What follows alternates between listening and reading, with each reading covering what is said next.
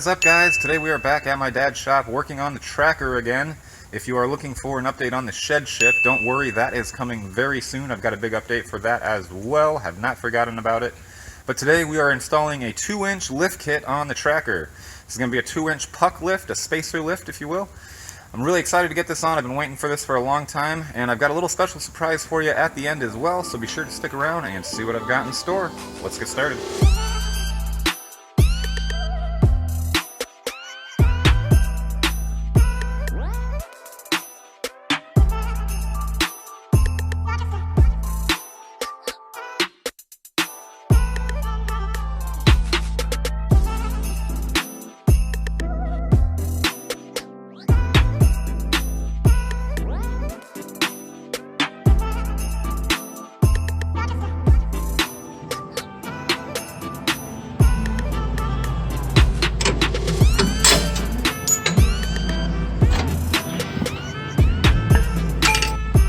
As you see here, guys, I've got the rear axle supported with a jack right now.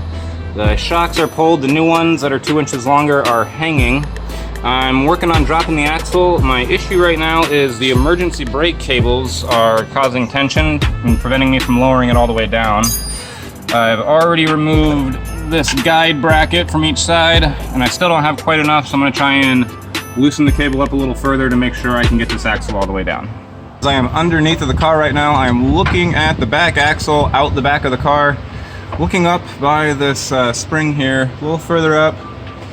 This is where the flex line from the axle attaches to the frame. I had to pull this clip and get this extra couple of inches of play out of this in order to get the rear spring on. So just undid the clip just enough to let me get that in there, and now we're going to put it all back together. Alright guys, we got the backs done. You can see the nice shiny silver pucks up at the top there. New 2-inch longer struts are in. And now I'm going back and getting all the brake brackets and everything all hooked back up, and then we will move on to the front. Alright guys, we have the back all done. We have moved on to the front. So far I've just taken the brake caliper off. I've got it hanging over there off of the frame. And I took the brake line bracket off right here. There's a slider clip or pin there. You can just pop that off with a screwdriver. Gets that out of the way. I see other people take off the steering joint here, the tie rod end. I tried taking it off. It is seized in there pretty good, and since I'm reusing it, I don't want to beat on it too bad. I'm going to see if I can drop the suspension with it still attached. Since I'm only 2-wheel drive, I'm hoping that nothing else will bind, but we'll see what we can do. Alright guys, the left front strut is out. I've got the spacer on the spring here, and we've removed the strut so that we can notch out the top hole to adjust camber once we get this thing lifted. I didn't end up taking off the tie rod completely.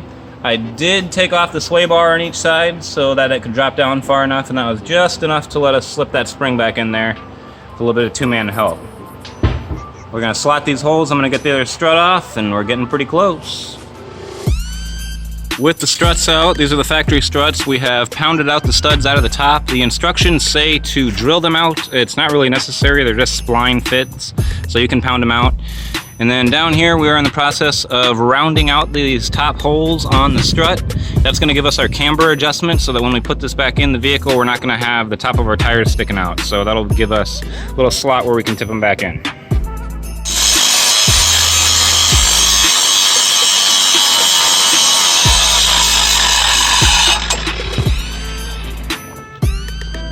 Just ground down a little pin. That's an alignment pin to put the strut back up into the strut tower. It takes away about a little 1/4 of an inch, so we knock that down so that the spacer will sit flat.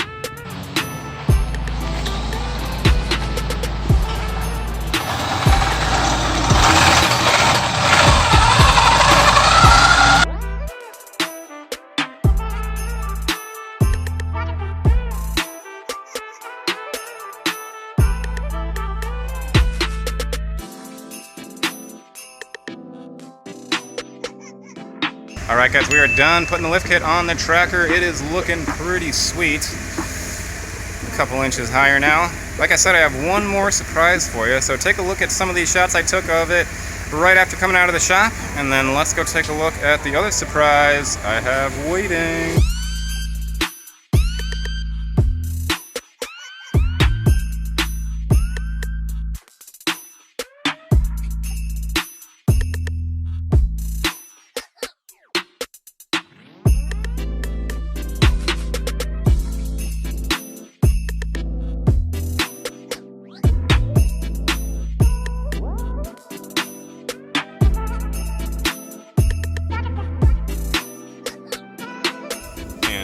This is the surprise I was telling you guys about.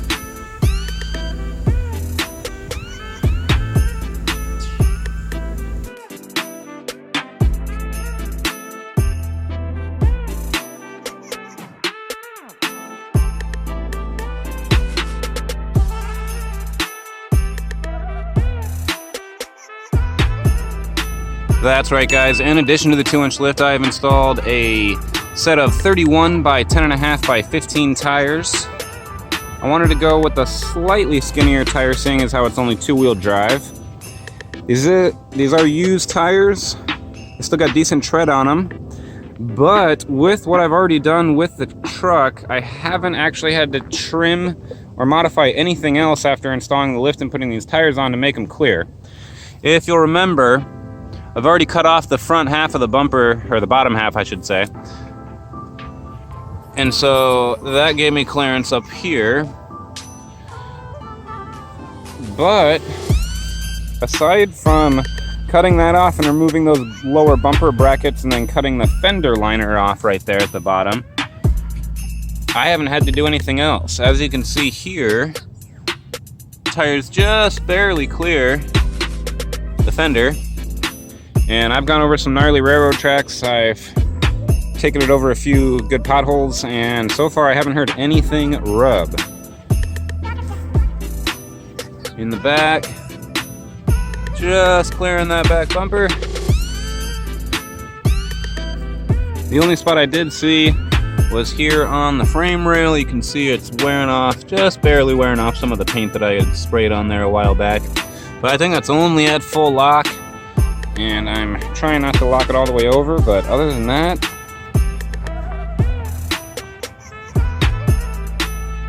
I've had it for a couple days now like this. The tires definitely do some howling, but I feel like it almost rides a little bit better with a little more plush tire on there. It does wander a little bit, but nothing you can't keep control of, and I'm stoked.